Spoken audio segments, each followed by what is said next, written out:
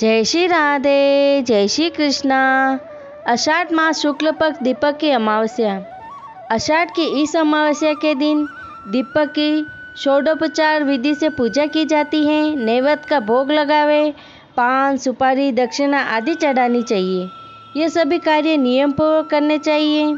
विशेषतया सुबह शाम दीपक जलाने का कार्य अवश्य करना चाहिए। दीपक की अमावस्या की कहानी।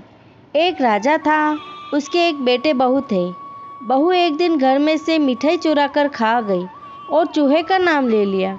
ये सुनकर चूहों को गुस्सा आ गया और सोचा इसको सबक सिखाना ही पड़ेगा। एक दिन राजा के घर में मेहमान आए। रात को चूहों ने बहू की कांचली यानी कि अंगवस्त्र मेहमान के बिस्तर में डाल दी। दिन होते ही घर में शोर मच गया। नौकर कहने लगे, छोटी बहू के वस्त्र मेहमानों के बिस्तर में कैसे पहुँचे? सब उसकी तरफ उंगली उठाने लगे। उसे घर में से निकाल दिया।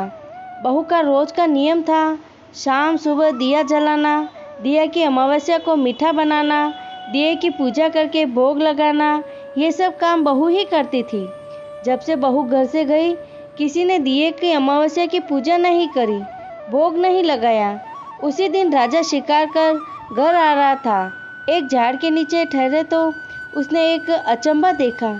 नगर के सब दिए अदृश्य रूप से लेकर झाड़ पर बैठे रहे, आपस में बोल रहे हैं किसने क्या खाया। उसमें से एक दिया बोला, मेरे जैसा इस बार कोई नहीं होगा। मुझे हर साल राजा की बहू पूछती और झिमाती थी, पर अभी वो नहीं है। वो एक बार की मिठाई चुरा कर खा गई और चूहों का नाम ले लिया। चूहे ने गुस्से में आकर उसके वस्त्र मेहमानों के बिस्तर में डाल दिए। घर वालों ने उसे निकाल दिया। वो ही मुझे पूजा करके भोग लगाती थी। वो कहीं भी रहे, सुखी रहे। सारी बात राजा ने सुनी और सोचा बहू निर्दोष है। उसे नौकर भेजकर वापस बुलाया, वह माफ़ी मांगी और वापस घर में आनंद हो गया।